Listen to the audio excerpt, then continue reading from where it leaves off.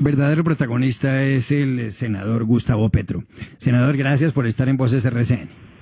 Gracias, Carlos. ¿Cómo está usted?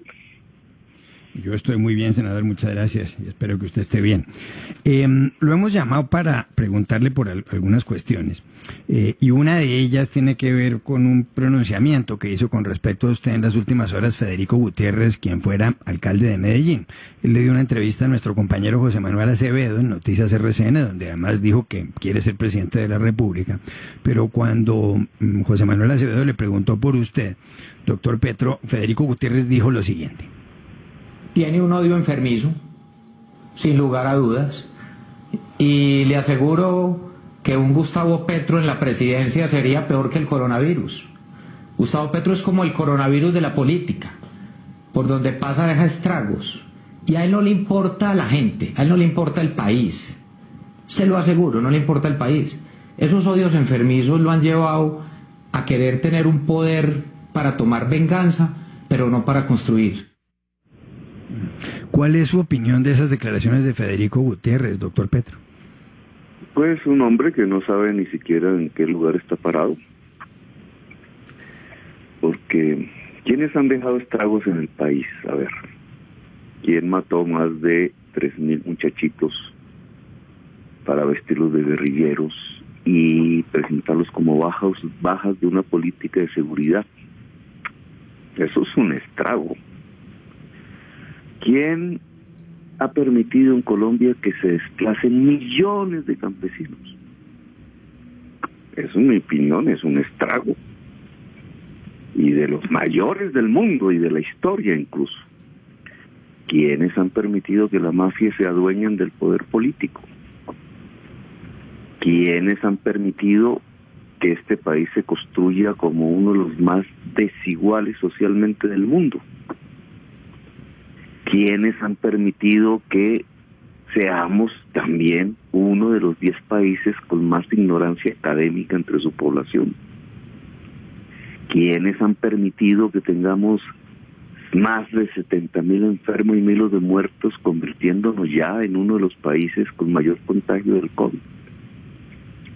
Esos son estragos. ¿Quién ha permitido que Colombia sea uno de los países más violentos del mundo por no hacer la paz? ¿Quiénes han permitido que por lo menos un 20% de la población colombiana esté en la miseria y que ya cerca del 40% se acerque a la pobreza? Esos todos son estragos y no los ve el personaje que usted menciona. Claro, pero en concreto, como no puede ver tampoco que por ejemplo, en mi historia personal hayamos sido uno de los mejores congresistas del país al denunciar la parapolítica. Claro. Lo que ninguno... Pero, senador Petro... Sí, pero senador Petro, le quiero preguntar en concreto, usted ha dado una respuesta en concreto a la afirmación que hace Federico Gutiérrez en el sentido de llamarlo a usted el coronavirus de la política y una persona que solamente hace críticas, que es como una política de odio. No me refiero a ya que usted compare eso con otros dirigentes políticos colombianos que ya lo ha hecho, sino en concreto, ¿qué responde usted a esa afirmación que va dirigida a usted por parte de Federico Gutiérrez? Pues yo no siento el odio, no, ese sentimiento nunca ha estado al lado mío. Si sintiera odio, me hubiera vengado a quienes me torturaron, teniendo todo el poder para hacerlo. Nunca, jamás. Ese no es un sentimiento que yo sienta.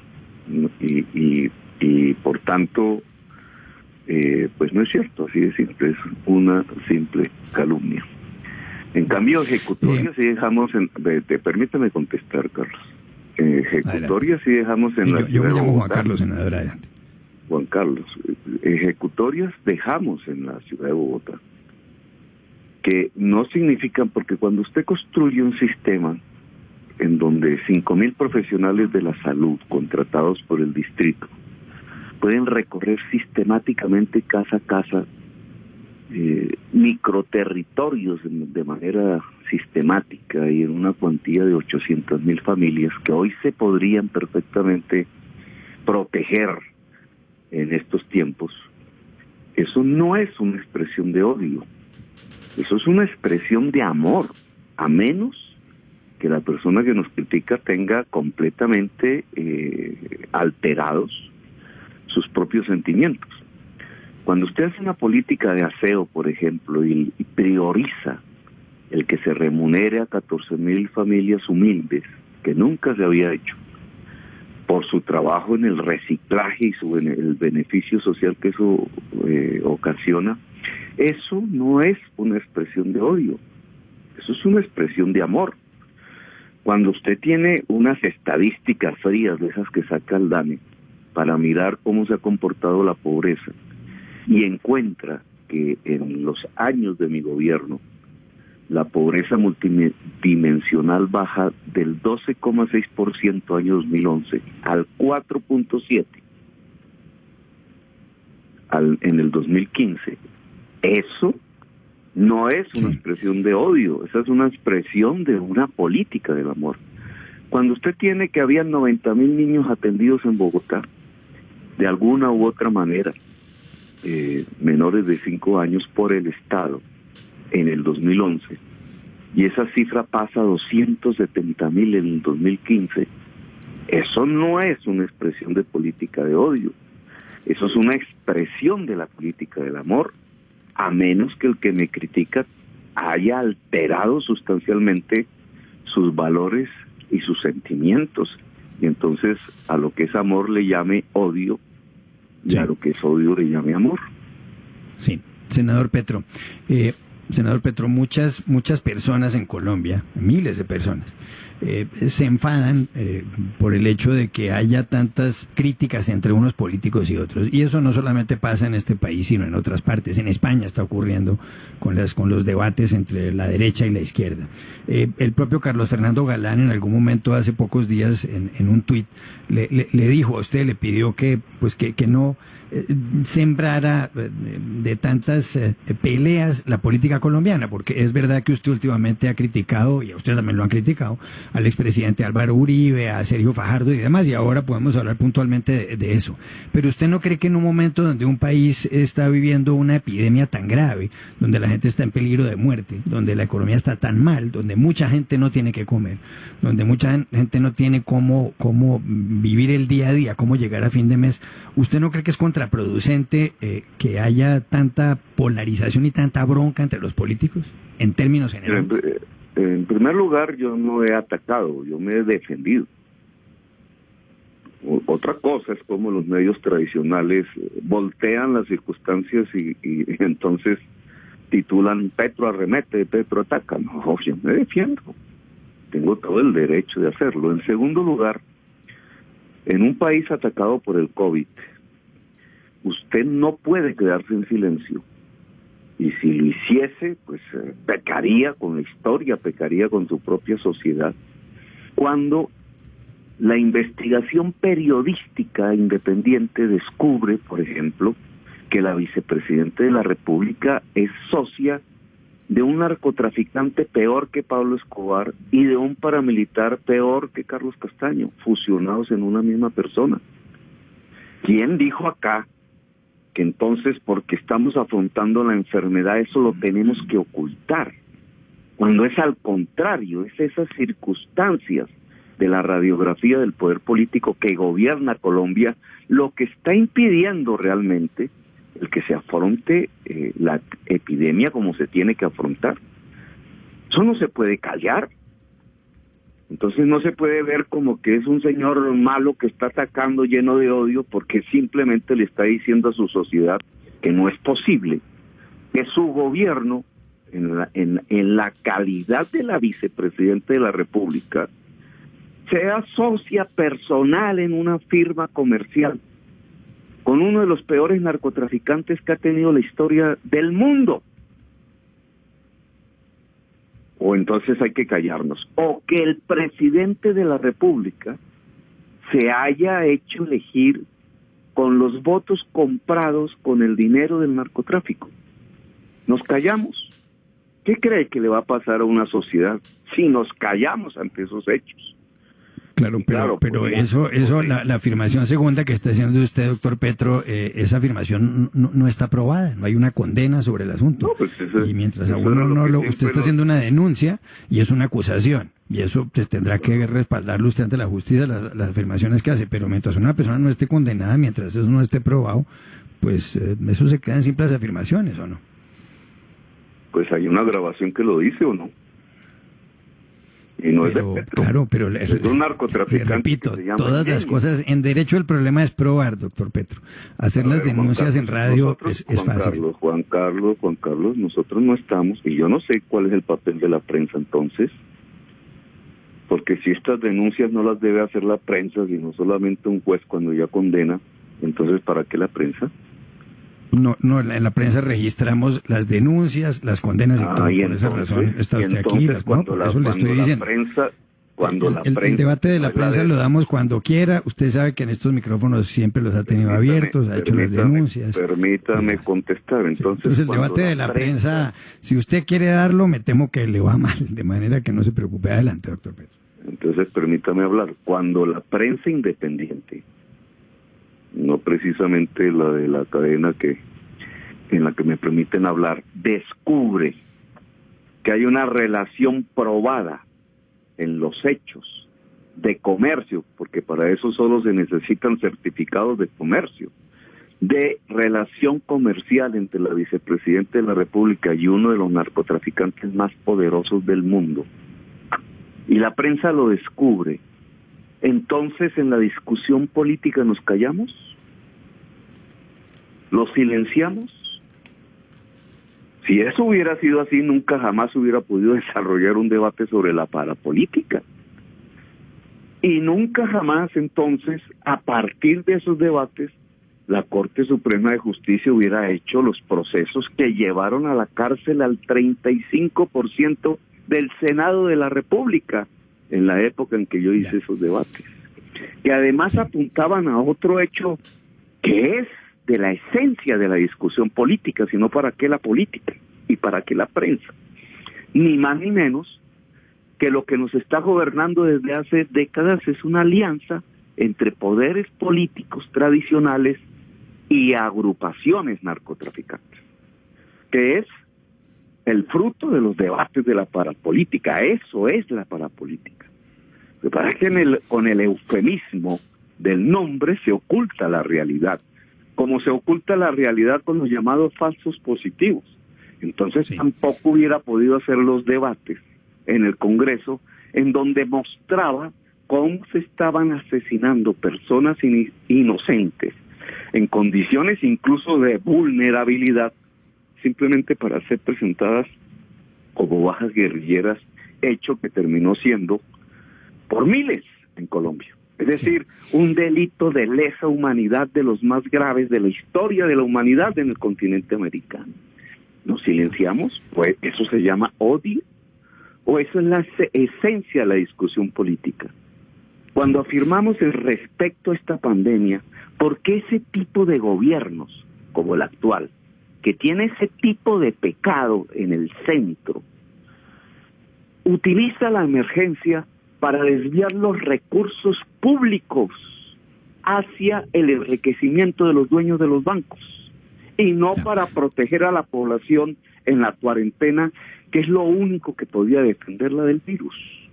Doctor Petro, mire, como no nos quedan muchos minutos, primero le quiero decir con referencia a esta cadena de radio, a RCN Radio, que aquí han aparecido, hemos registrado todas las denuncias que se han hecho y hemos dado voz a todos los sectores políticos y eso está muy claro. Yo le quiero hacer 2 o 3 preguntas muy concretas y le pido brevedad. Usted ya ha hecho una valoración de la gestión del gobierno del presidente Duque con respecto a la pandemia, dice que se han desviado los recursos por una parte y por otro lado que se han beneficiado a algunos empresarios. ¿Hay algo que haya hecho bien el gobierno? Porque cuando muestran las estadísticas, pues el número de fallecimientos en Colombia, porcentualmente hablando, es mucho menor que el de los países de la región o que de muchos otros países del mundo. ¿Hay algo que a usted le parezca que haya hecho bien el gobierno enfrentando el coronavirus y la crisis económica que acarrea?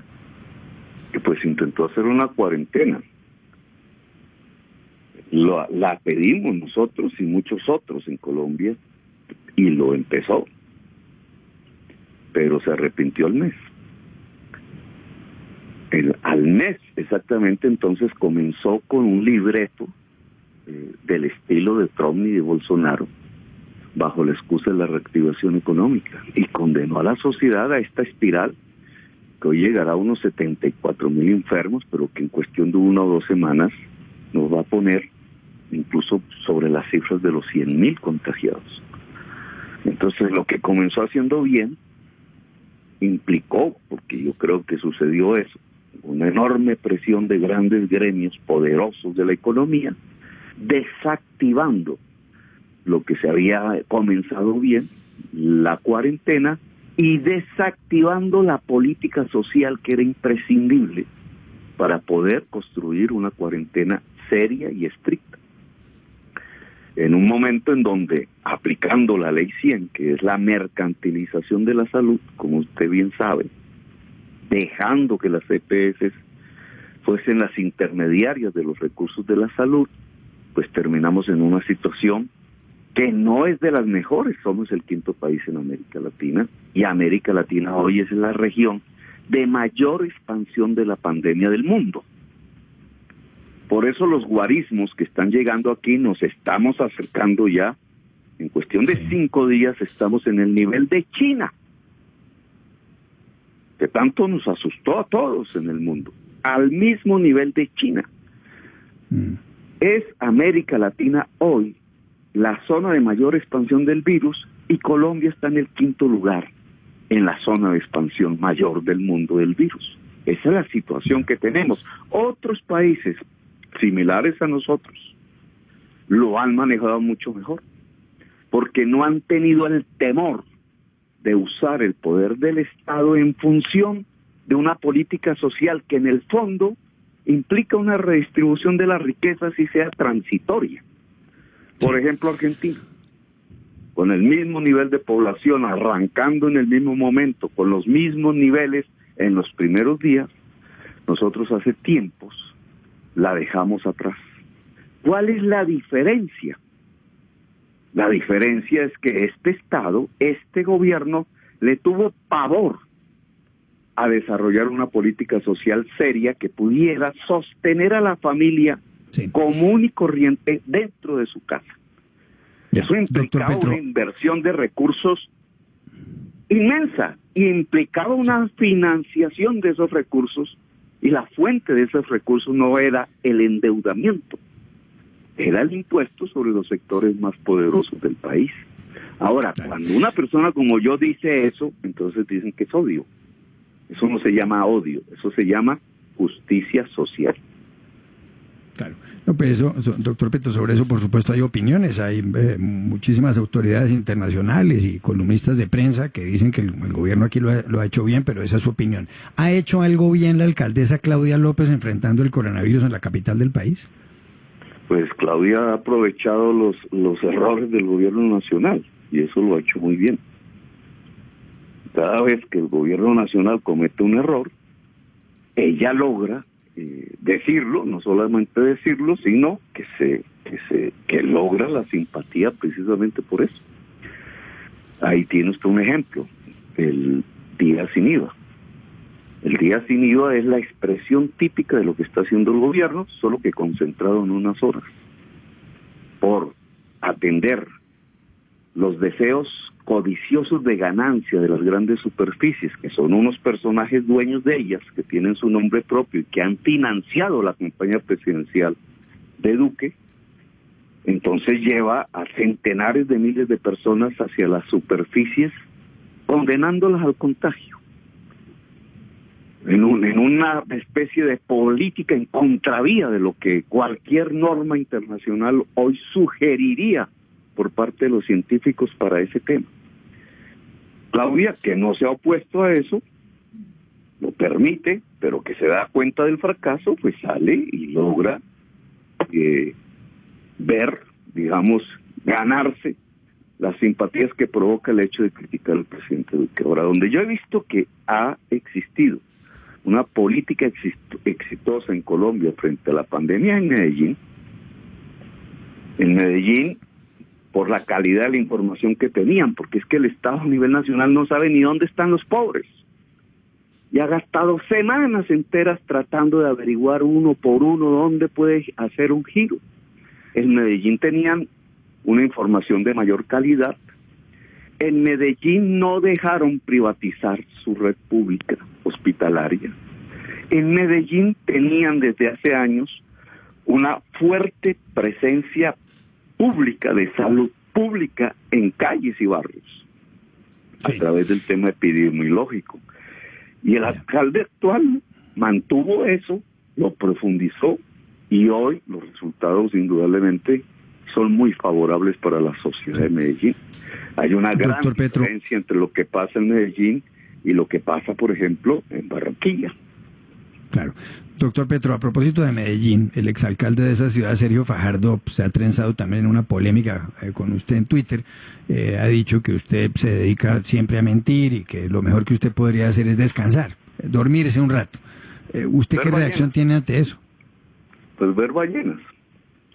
Pero él dice eso porque yo hice unas apreciaciones sobre algo que pues no tiene que ver propiamente con la pandemia, sino con otra situación crítica en la administración pública de Colombia, que es Hidroituango,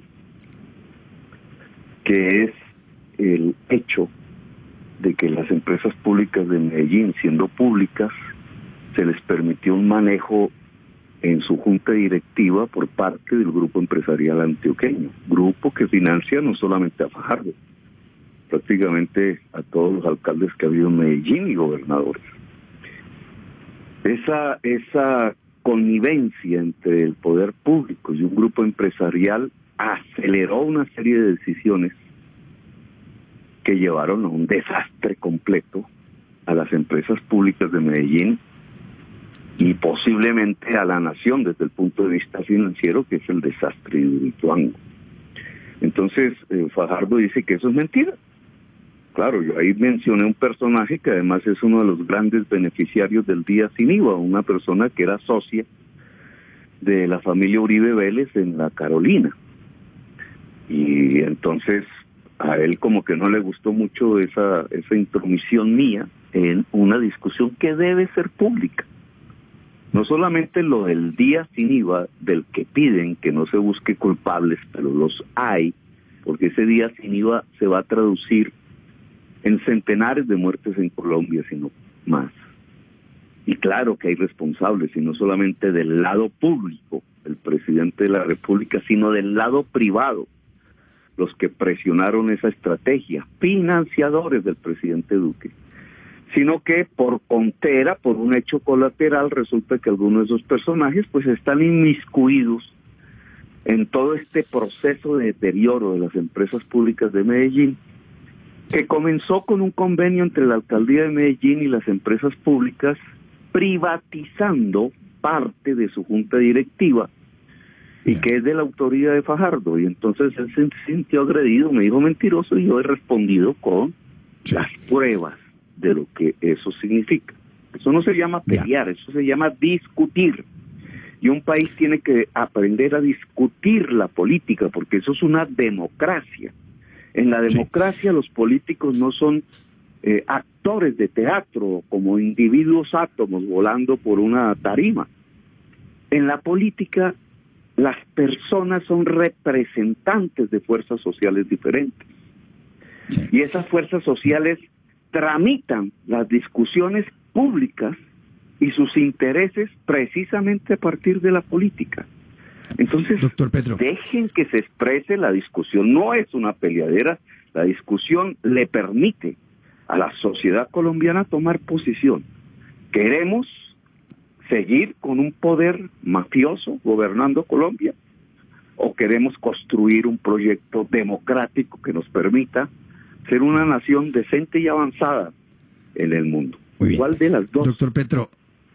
Doctor Petro, quería preguntarle, porque nos quedan muy pocos minutos ya, acerca del caso de Alex Saab, el empresario barranquillero que fue detenido en Cabo Verde, cerca del África, en los últimos días, que ha sido llamado por algunos medios de comunicación e investigadores, y por Luisa Ortega, la exfiscal venezolana, el testaferro de Maduro, y que además está pedido en extradición por Estados Unidos. Hay quienes, y así lo dicen también algunos medios de comunicación, que él tiene nexos y que es muy amigo y que es cercano, por ejemplo, a Piedad Córdoba, que es muy próximo, evidentemente, a Maduro y al régimen chavista, que se ha robado mucho dinero con unos contratos que le han dado en Venezuela. ¿Usted cree esas versiones o usted piensa que Alex Saab no es nada de eso? No tengo ni idea, yo no conozco ese personaje. Sé que es un descendiente palestino árabe en Barranquilla, lo cual no es un hecho anormal. Deben, porque es que los bloqueos a estos países, que es por donde comienza este asunto, el bloqueo, que es una política terrible contra una población. El que sufre no es Maduro, el que sufre es el pueblo venezolano, y los colombianos hemos sido testigos porque de ahí han salido centenares de miles de personas tratando de buscar un plato de comida por estos lados. Ese es el efecto de un bloqueo.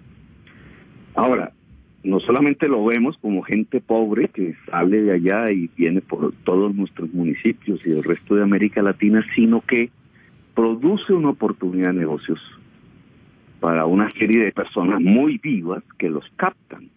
Las necesidades de ese país se vuelven desesperadamente oportunidad de negocios.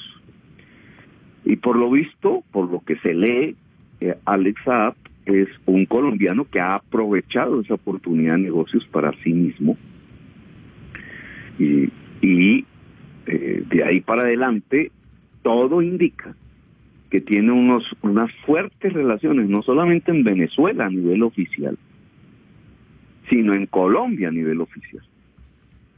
Sus empresas, las que se han detectado, tienen una serie de socios y representantes legales que han terminado, a diferencia de lo que prejuiciadamente creía la prensa, han terminado siendo figuras prominentes del uribismo y de la gente que está hoy gobernando en Colombia. Entre esos, la familia del señor Jaime Amín, embajador en los Emiratos Árabes Unidos y brazo derecho del presidente Duque. Ese tipo de compadrazgo político y económico en Colombia parece atravesar la extrema derecha, mientras que el compadrazgo en Venezuela parece estar afincado en el populismo de Maduro. Y de lado y lado, lo que se cuece es un gran negocio que está beneficiando a unas personas cuyos nombres propios empiezan a aparecer en la prensa y que son muy diferentes de los que la prensa tradicional trataba de insinuarle a la población colombiana. Sí. O sea que en su opinión usted cree que Saab hace negocios con el chavismo, el madurismo en Venezuela y con sectores del uribismo en Colombia, en resumidas cuentas. Como todo negociante, eso es la verdad. Ya. Mire, una última pregunta se la quiere hacer Alejandro Villegas. Sí, y tiene que ver justamente con este tema porque muchos han indicado que usted ha criticado con dureza a la vicepresidenta por la situación de su hermano, pero varios medios, como usted llama independientes, han citado a Carlos Gutiérrez Roballo, quien es su cuñado casado con María Teresa Alcócer, quien es hermana de su esposa. El señor Gutiérrez aparece también en los Panama Papers del consorcio de periodistas que hicieron esa investigación y aparece vinculado, según estos medios, con el señor Saad. ¿Es coherente criticar a la vicepresidenta cuando se tiene un familiar que está siendo señalado de estos delitos graves? Pues con todo el respeto con usted, señor periodista, todo lo que ha dicho ahí es mentira. En primer lugar, porque no es mi cuñado. ¿De dónde saca usted eso? No más revise en la grabación lo que dijo, y por ningún lado de lo que usted mismo acaba de decir aparece que entonces sea mi cuñado. Mis cuñados son los hermanos de mi esposa, no ese señor. Ahora, si ese señor se casó con una persona que es mi cuñada, ese tipo de relación no es familiar, como usted dice. Mire el internet, ponga esa palabra que se llama es concuñado y averigüe si ese es algún tipo de parentesco registrado, no solo en la ley colombiana, sino en alguna parte del mundo. Y entonces se dará cuenta que por sentencias judiciales escritos de sentencias de la Corte Constitucional y en los temas expertos en ese tipo de parentescos y cosas a nivel mundial, encuentra que esa figura no representa ningún parentesco con Gustavo Petro. Ni uno. Ni por consanguinidad, ni por afinidad, ni civil. Solo que como quieren es enredar a Petro en algún tipo de maniobra oscura, entonces ustedes una y otra vez lo pronuncian desde hace tiempo. No, ustedes no, los medios que lo han citado, senador, yo le estoy leyendo lo que dicen los medios de comunicación y lo que dice el Consorcio de Periodismo de Investigación. No sé si el señor entonces no, usted dice que no es su pariente. Repitiendo, usted dijo que es familia y yo le digo, investigue, lea un poquito solo en el internet y encontrará que ese tipo de relación no implica ningún tipo de parentesco o familiaridad.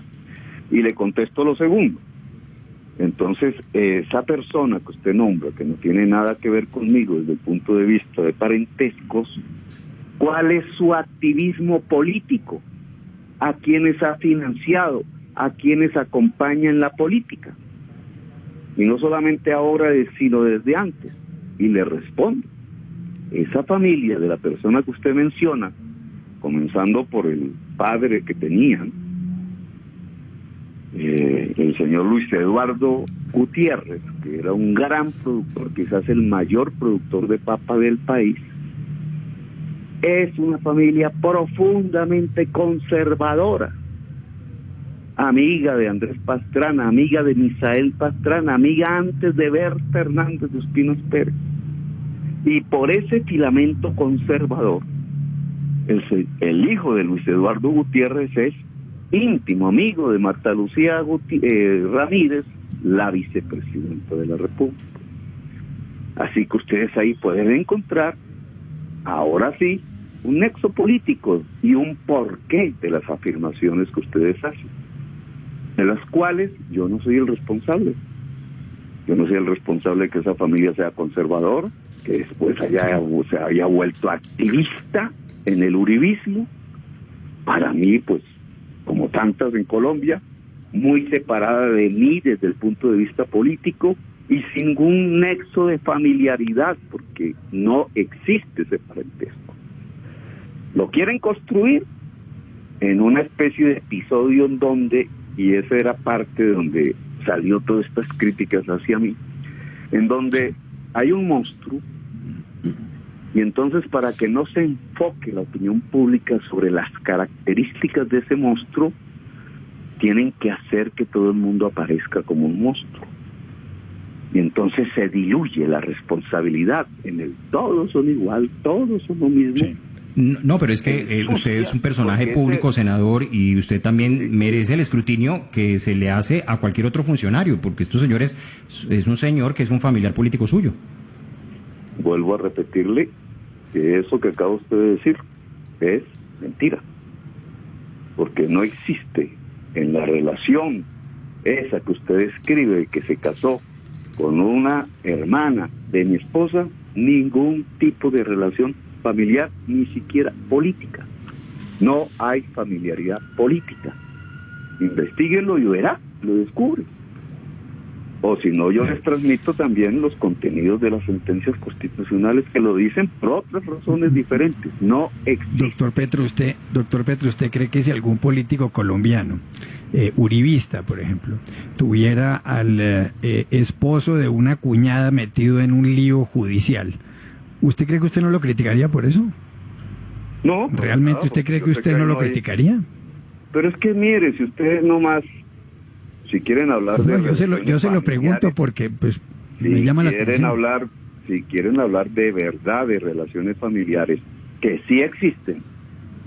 No, le estoy haciendo una pregunta concreta, doctor Petro, para terminar. ¿Usted cree que usted no criticaría a alguien por eso? Déjeme contestar. Pongamos un caso concreto. El señor José Obdulio Gaviria, senador de la República. A usted sí puede acercarse y decirlo públicamente y sin decir mentiras. Los dos hermanos han sido procesados por narcotráfico. Puede decirlo. Él es primo de Pablo Escobar. La relación hermano y la relación primo son relaciones de familiaridad por consanguinidad. Por consanguinidad, por supuesto. Lo mismo no puede decir de mí. Claro, pero usted no me está contestando la pregunta, doctor Petro. Para terminar, la pregunta es, ¿usted cree que si algún político a quien usted quisiera criticar tiene al esposo de la cuñada metido en un lío de corrupción en Colombia, usted no lo criticaría diciendo que está en el entorno familiar? Esa es la pregunta nomás. Para nada, porque no es ni siquiera el entorno familiar. Y jamás usted encontrará en el registro de toda mi historia política una crítica de ese estilo, porque esa sí sería una crítica cochina, construida simplemente para enlodar a una persona. No confunda una relación que no existe con una relación así familiar o con una relación comercial. Cuando se habla de una relación comercial, hablemos de la relación comercial en una sociedad comercial de la vicepresidenta de la República con un narcotraficante. Y si hablamos de una relación familiar, entonces hablemos de la relación familiar que ahí sí existe entre la vicepresidenta de la República y su hermano. Y su hermano era un narcotraficante internacional de heroína, punto. Y ahí sí hay una razón, no de delito, porque entonces ahora para exculpar, ¿cierto? Entonces se dice, no, es que no hay delitos de sangre. Claro, no hay delitos de sangre, pero sí hay un problema ético. Porque si mi hermano fuese un narcotraficante de heroína, de operaciones internacionales, y yo lo hubiera sacado de la cárcel con un dinero X de la cárcel, y yo estuviera dirigiendo la política, y esa política tuviera que ver con bombardear campesinos y fumigarlos con glifosato, acusándolos de narcoterroristas, entonces ahí sí no sería válida la discusión política. ¿Qué tan ético es que cuando alguien se levanta a criticar eso, entonces periodistas tratan de construir a ver cómo desesperadamente hay alguna relación de familiaridad que no la encuentran, para tratar de acusar al acusador, para tratar de enlodar al denunciante, para tratar de repetir lo que hicieron con Lara Bonilla cuando unos mafiosos le metieron un cheque de $1 millón en sus cuentas? Es decir, para deslegitimar el que en Colombia se pueda hacer una crítica sobre los nexos profundos que hay entre la clase política que nos está dirigiendo y el narcotráfico en su peor versión. Ya. Bueno, ahí está. Es Gustavo Petro. Doctor Petro, gracias por haber estado en Voces RCN. Bueno, Juan Carlos, suerte, muy amable. Muy amable. Gracias por haber estado aquí. 7 de la noche, 13 minutos. Ya.